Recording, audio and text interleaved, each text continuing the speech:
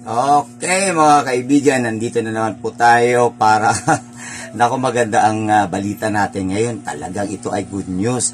Kung dati nakakapagkape ka ng mainit o tsaka nakainom ka ng mainit na tsokolate, pero sa mga oras na ito, mga kaibigan, pag napanood nyo ito, talagang sasabihin mong double, triple, quadruple ang tinamaang bulat panalo ni Presidente Duterte. Ayan, mga kaibigan. Okay, so eto na ngayon, kung saan ka ngayon banda, saang lupalo po tayo ng mundo, panoorin nyo ang video ito dahil po sa wakas, malaking, ang tawag ito, malaking bula ang tinamaan ni Tatay Digong. Alright, okay. Alam naman natin, si Presidente Duterte ay talagang dinudumog siya rito sa Pilipinas. Gusto siyang pabagsakin talaga ni Marcos kasama ang kanyang mga kaalyadong mga demonyo, okay? Pero nagkamali po sila dahil the more na sinisiraan nila ang ating mahal na Pangulong Duterte ay the more na lumalakas ang panawagan ng taong bayan na suportahan ang ating dating mahal na Pangulong Duterte. Alright, so ngayon, eto, bago lang natapos ang ating election 2025 na kung saan nanalo po ang lahat ng mga ang tawag nito, supporters na kumampi kay Presidente Duterte mula sa senador, sa congressman, hanggang doon sa mga mayors. Lalong-lalo na itong anak niyang si Congressman Pulong Duterte, nanalo po yan. And pati po ang kanyang apo na si Omar na nanalo po doon sa Davao, sa isang 3rd district ng Davao City. And of course, ang kanyang anak na si Basti Duterte at ang ating mahal na si Tatay Digong. Yeah! Nanalo po siya for mayor. Okay? So ngayon, panalo na naman siya. Palakpakan natin. Okay. Bakit po? Dahil po, itong mga oras na ito, nagliliway-liway na po itong animal na ICC prosecutor na talagang siya po ang gusto ng gigigil po na gusto niyang ma-prosecute, makulong at makonvict si President Duterte dyan sa Netherlands. Kaya lang, nakarma. Ayan, nakarma. Palakpak at tawanan natin siya. Okay. Nakarma ang animal na ito. Bakit?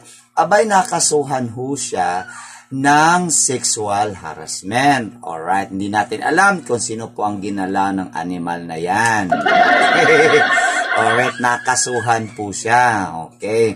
So ngayon, dahil iniimbestigahan siya, natural, ni-request po siya ng mga kasama niya at even the United Nations that he has to relinquish his position while iniimbestigahan ang kanyang kaso. Yeah! Ayan po mga pro-Duterte, panalong-panalo tayo. At ngayong katapusan, magkakaroon pala ng malaking pagtitipon dyan sa Netherlands at pupunta ata ang ating Vice President Sara Duterte. Okay. Ayan. Malakpakan. Tawanan natin ang mga loko-loko, mga tarantado na gustong patumbay ng mga Duterte. At pumalakpak tayo. Dahil napakaganda po ng resulta ngayon sa pamilyang Duterte. Yun ang mga sinasabi natin na the more kasi natin na binagsak o tawag nito, inaalipin, inalipusta ang isang tao na ang tawag nito, wala naman pong ginawang kasalanan sa inyo, BBM Marcos Ngagba. Okay. Ngayon, ang taong gusto nyong pabagsakin ay siya po ngayon ay isang pinakasikat sa buong mundo. Ayan. So ngayon mga kaibigan, panoorin po natin ano po pa ang mga rason dito sa Carmalicious. Carmalicious. Panoorin po natin at later on magbigay po tayo ng konting ang tawag natin kuro-kuro o reaction nito. Alright? Panoorin natin. Mukhang maagang nakarma ang mga taga-ICC dahil ang ICC prosecutor na nakatutok sa kaso ng dating Pangulong Duterte na si Karim Khan ay pansamantalang bumaba sa kanyang pwesto. Ang pagbaba nito sa pwesto ay sa gitna ng investigasyon ng United Nations. Dahil sa kanyang umunong set misconduct, sinabi ng opisina ni Khan na nag-leave ang prosecutor hanggang matapos ang investigasyon ng United Nations Office of Internal Oversight Services. Matatandang si Khan din ang chief prosecutor sa mga kasong kinakaharap ng dating Pangulong Duterte sa ICC. Ano naman kaya ang say dito ni Atty. Cristina Conti na mismo prosecutor ng ICC na ang nilitis kay dating Pangulong Duterte ay may kinakaharap pa lang kaso ngayon at siya pa naman nilitisin ng United Nations. Yan. And now, the end is near. Karim Khan, the ICC Saglit lang ho mga kaibigan. Alam nyo hindi natin maiwasan. Meron talaga itong mga, sabihin na nating mga aligot-got. Aligot-got na mga ganyan. Okay, palapasin po natin yan, ano? Okay, sige. Alright. And, click. Okay. For Rodrigo Duterte's arrest has temporarily stepped down amid the United Nations investigation into his alleged sex misconduct. Yes, it's true. This is not fake news. Ang taong gustong ipakulong si Tatay Digong ngayon investigahan. Is this pagdating kay Manang Claire, fake news na naman yung pugok na yun na spokesperson ng Malacanang. Some recognized against former PRRD are now tipping the other way. Hindi na tanong kung makakauwi pa ba si Duterte. Ang tanong na lang ay kailan? Tuloy ang laban. At habang bumabagsak ang integridad ng ICC, tumataas ang dangan ni Tatay Digong sa puso ng bayan. In other words, as the governor of from Germany, who cried upon hearing the good news just outside the ICC detention facility. You were never alone, Tay. The world is finally seeing the curtain beginning to fall down. Yes. Now it's time to come home. The tables are turning and the people are rising. Bring him home. Not just in body, but in honor. Mukhang ito na ang umpisa ng Duterte effect sa The Hague, Netherlands. Mukhang malakas talagang bagdasal at manalangin ang mga DDS supporters. Akala mo, malinis ang mga taga-ICC. Yun pala, sila pa ang nangunguna sa kabalastugan. Komento ka ng San I feel like President Trump is discreetly helping his friend, Tatay Digong. He's been very vocal and quick to defend Israel's Prime Minister Netanyahu, especially after the ICC arrest warrant. But when it comes to Duterte, who has been under investigation for a long time now, there hasn't been any strong public statement from him. That's just how I feel. Like there's quiet support happening behind the scenes. It makes me wonder, why only now? Why such a loud reaction for Netanyahu, but not for Duterte? When the ICC has been pursuing him for years already, it feels like there's a deeper strategy at play. Okay, yan lang po tayo. So lumalabas po mga kaibigan, itong kaso pala na ito, almost 4 years na po. 4 years, alright? So, ang tanong ngayon, bakit kako hindi gumalaw ang tawag nito, yung pag-prosecute nito sa taong animal na ito? Yan. Okay? May kaso ka palang sexual harassment. Tapos, gustong-gusto mong ma-prosecute, makulong, habang buhay yata ang plano nyo kay Tatay Digong, yung pala ikaw pala ang satanas. Okay. So ngayon, ang lumalabas, siguro nakakaapekto sa kanila ngayon dahil maliwanag po ang mensahe nitong bagong President ng United States na si Donald Trump na kailangan ma-freeze ang kanilang mga asset. So ibig sabihin, hindi na pala tumutulong ang United States nitong ICC. Yan na karma. Ayun. Okay. So, ang sunod, kung naalala natin, ito pong Prime Minister ng Israel na si Netanyahu ay bumisita po doon sa Hungary. At kung naalala nyo, ang Hungary po na bansa ay siyang talagang nagtatag ng ICC. Pero ang hindi natin sabi natin na sorpresa po ang lahat dahil pag-alis po ng Prime Minister ng Israel pabalik sa kanilang bansa in a span of 1 week, ang mismong bansa na nagtatag ng ICC ay kumalas na agad sa ICC. Alright, ang tanong bakit? Siguro may napansin sila na talagang pinagluloko talaga ang mga bansang sakop ng ICC. Kaya pala ang ating mahal na Pangulong Duterte na napakatalino, talagang inisip na niya na once mapresident siya, kailangan makaalis na ang bansa nitong walang kwenta na ICC. Ang pagkakaalam natin dito, kung naalala nyo, mismo ang nag-file ng kaso kay President Duterte ay mga komunista.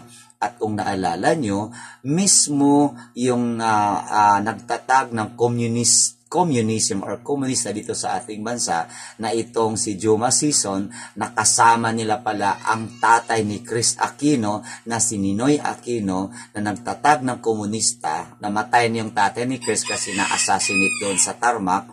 Alright? Pero itong matanda na si Juma Sison ay matagal siyang nanirahan doon mismo sa Netherlands. At hindi lang yan pala, marami-rami din na mga komunista ang nanirahan dyan sa Netherlands. So kung pag-iisipan po natin ng maayos, ang ICC ba is an International Criminal Court? O baka kako ito ay International Communist Court? Okay? So magtaka ka ang nag-file ng kaso kay Tatay Digong ng AGT na marami daw pinatay ang dating Pangulo sa kanyang war on drugs ay mga komunista. At nag-aalok sila ng ang tawag nito parang pabuya or anong pakis na ibinigay doon sa mga gagawin nilang mga witnesses para po daw ay maisakatuparan ang plano nilang maiprosecute, makasuhan ng ating mahal na Pangulo. Pero nagkakamali sila. Diyan sila nagkakamali dahil nakarma. Ayun, nakarma. Nang una, ayaw nang tumistigyo nitong kanilang kasabwat na mga ang tawag nito daw mga parents or kadugo na mga namatay noong kapanahon ng AGK.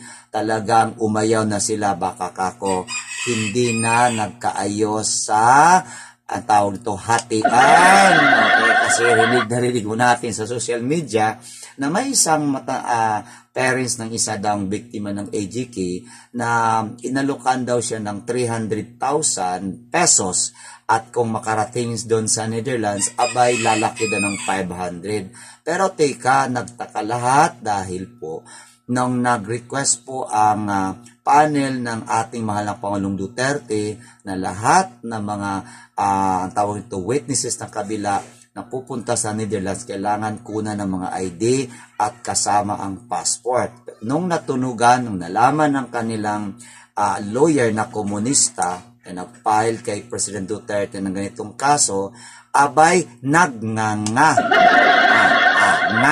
Nganga.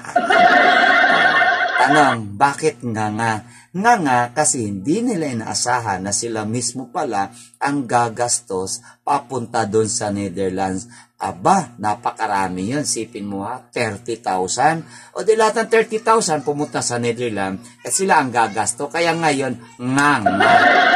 Okay. So, anong nangyari? Back out. So, sa ganong pangyayari, ang lumabas ngayon doon sa ICC ay talagang nakikita nila na dahil may nag-back out na mga witnesses ng kabila, abay napagdesisyonan ng ICC mismo dahil pareho lang naman ang batas natin doon sa kanila, napagdesisyonan na ito palang si President Duterte ay talagang inosente at nakatulong yung mismong tawag nito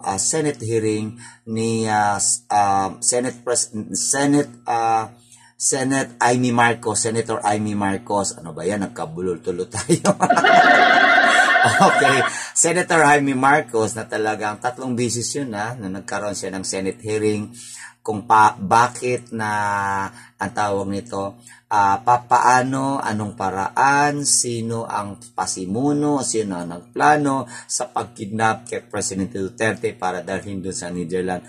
At kung nakikita natin nung live yun na Senate hearing ni Senator Amy Marcos, abay lahat nagtuturuan. Ayan, wala nang gustong umamin ng mga tarantado. Walang gustong umamin.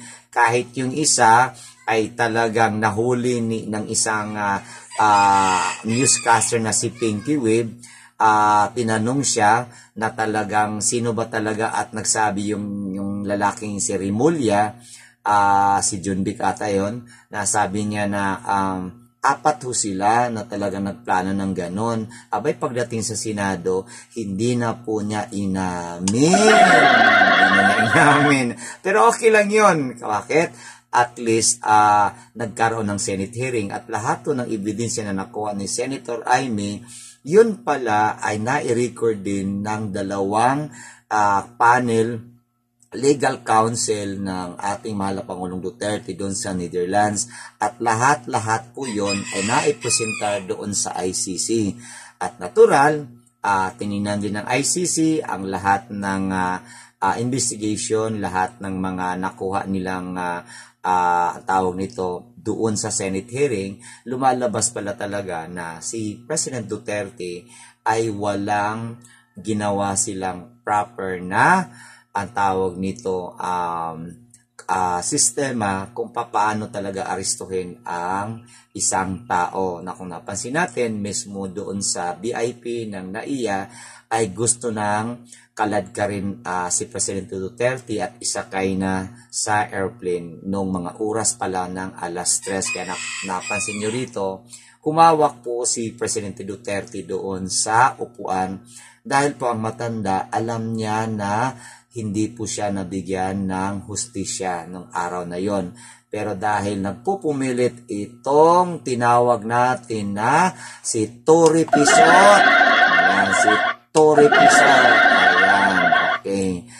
Na gusto nang kalad ka rin si Presidente Duterte at isakay doon sa eroplano. Pero sa ngayon, talagang tayo po ay magbubunyi dahil po napakasaya ng ating pong narinig at nalaman ng mga mensahe galing po sa doon sa Netherlands na talagang si Presidente Duterte ay papauwi na dito sa ating bansa.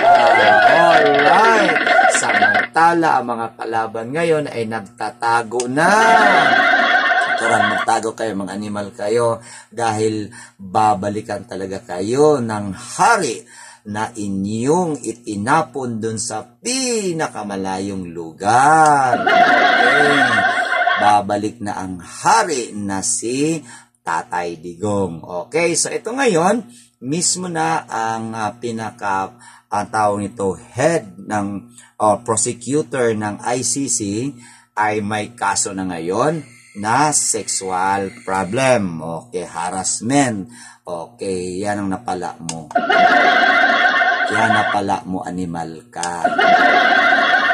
Akala mo kasi kung sino kang Diyos dyan sa ICC. So ngayon, ang itinapon mo, bumalik sa'yo at napakabaho mo. Parang ibinalik sa'yo, tae. Okay? Alright, so mga kaibigan, another, tawag nito, panalo na naman po ang ating mahal na Pangulong Duterte sa round na ito. Okay? So, okay, siya nga pala, meron daw pagtitipon sa Davao City ngayong May 17, tama ba? Or bukas ata, ganun. Dyan po sa may San Pedro Square. Ito kako yung The Victory. The Victory. Ayan.